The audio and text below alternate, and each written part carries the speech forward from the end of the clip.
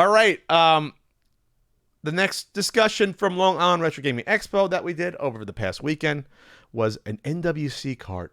Another one in the wild, finding its way to Pink Gorilla, the game store up in Seattle, run by our pal Kelsey and Cody. So we're going to transition into that conversation now. All right. Glorious day, Ian. This is about the third or so NWC cart found in the wild the past 3 or 4 months that was turned in to Pink Gorilla up in Seattle. Our pals up at Pink Gorilla got one. I don't know the last time one was turned into a store.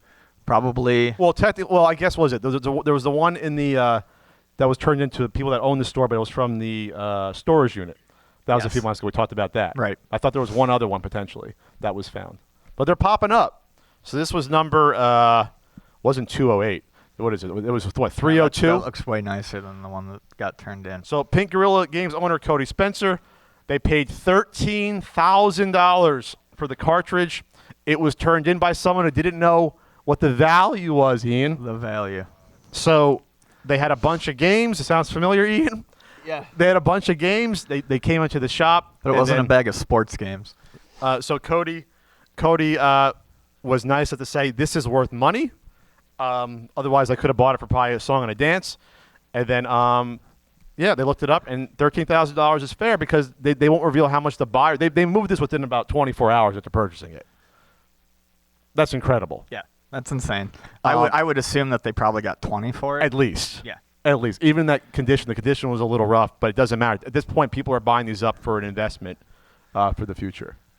They absolutely are. Right. And it's, I don't know. I feel like, I wonder how many more we'll find. Everyone always thinks that every one that's found is the last one, and then another one pops up.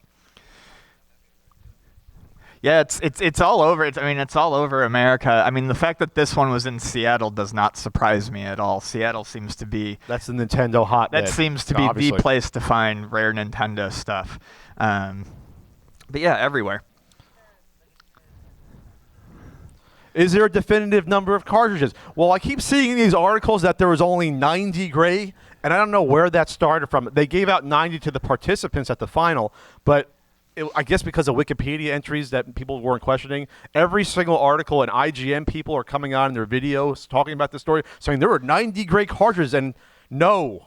I think they talked to Kelsey, who said no. I mean, there's at least, what's the highest number? Like almost 350. So there's at least that many, if that's what their serial number was. They weren't randomly giving out serial numbers to these. Right. So 350 seems to be a good guess until there's a bigger number found. Even if it's 3 digits, sometimes cataloging might start at 1. There's probably still at least 250. But there's ones below 100 though. That are numbered. Okay, there are. All right. I don't know what the lowest number was, but there's ones below 100. So, so if there's 350, and now we're getting up to what did I say last time? There's probably around 80 or 90 gray ones that we know that still exist. Yeah. So maybe a little more. So we're rocketing towards 100.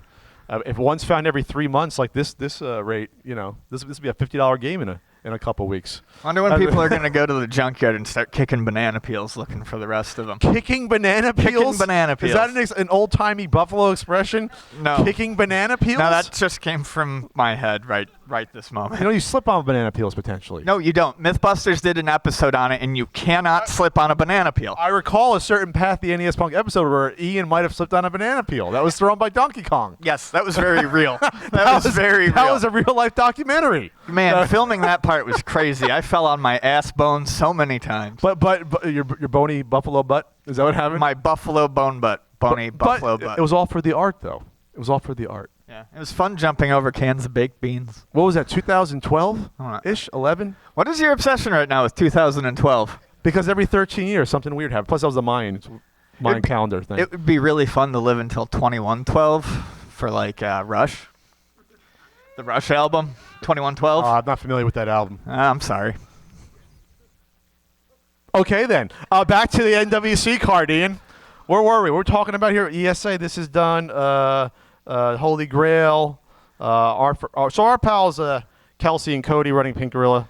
I think it's also like the 3rd anniversary of them owning the store or something like that. It's 2nd or 3rd. But yeah, good on them. Good purchase. So let's see, where's the original story here? Oh, here it is. The guy came in not knowing at all what the cartridge was worth. He was pretty blown away with the offer. I made sure to explain to him what the item typically sells for and what we would offer him and why. The seller had no idea what it was nor where he got it.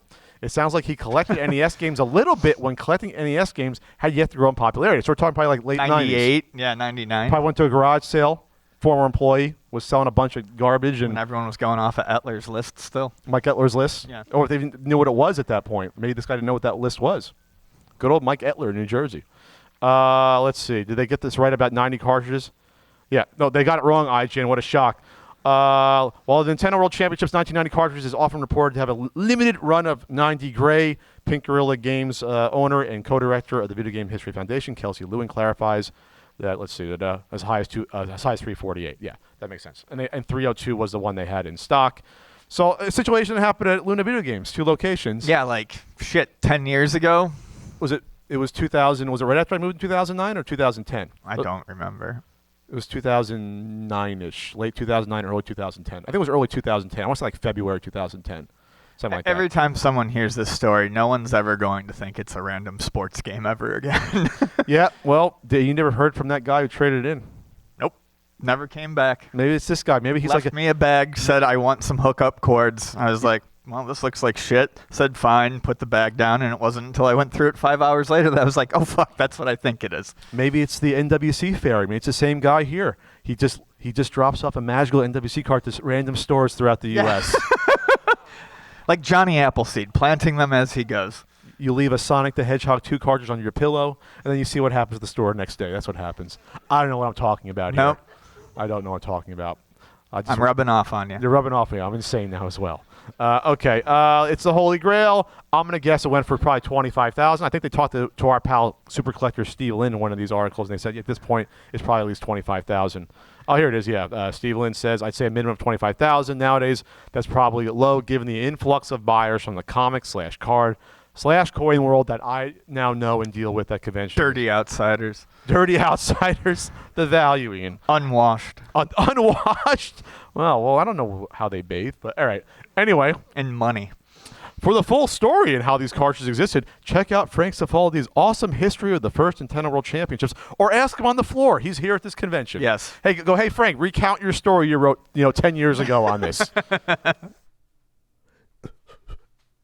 And we're back with that conversation, which was fun. This is almost like a rejoiner outro. Support the podcast on iTunes, Stitcher, Podbean, Google Play Store, wherever you listen to it. This is an audio podcast. Check it out, and we're going to move on with the next topic.